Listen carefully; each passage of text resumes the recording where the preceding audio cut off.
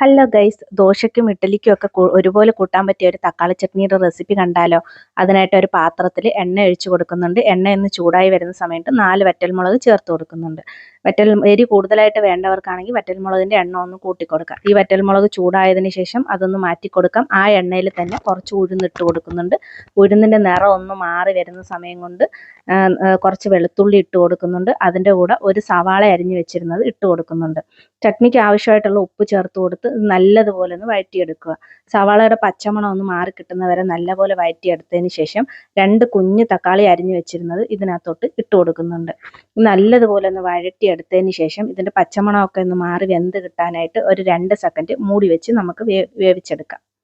2 second കഴിഞ്ഞ് മൂടി തുറന്ന് നോക്കുമ്പോൾ ഇത് നല്ലതുപോലെ നമുക്ക് വെന്ത് കിട്ടിയിട്ടുണ്ട്. അത് ജസ്റ്റ് ഒന്ന് ഇളക്കി കൊടുത്തിട്ട് ചൂടാറാനായിട്ട് മാറ്റി വെക്കാം. ചൂടെല്ലാം ആറി വന്നതിന് ശേഷം ഒരു ജാറിനകത്തോട്ട് ഇട്ട് കൊടുത്ത് നല്ല പേസ്റ്റ് പോലെ ഇതൊന്ന് അരച്ചെടുക്കാം. ഇവിടെ ചട്നി അരച്ചെടുത്തിട്ടുണ്ട്. ഇതിനായിട്ട് ഒരു താളിപ്പ് തയ്യാറാക്കാം. അതിനായിട്ട് മറ്റൊരു പാത്രത്തിനകത്തോട്ട് കുറച്ച് എണ്ണ ചേർത്ത് കൊടുക്കുന്നുണ്ട്. ഇതിനകത്ത് കുറച്ച് കടുക് ഇട്ട് കൊടുക്കാം.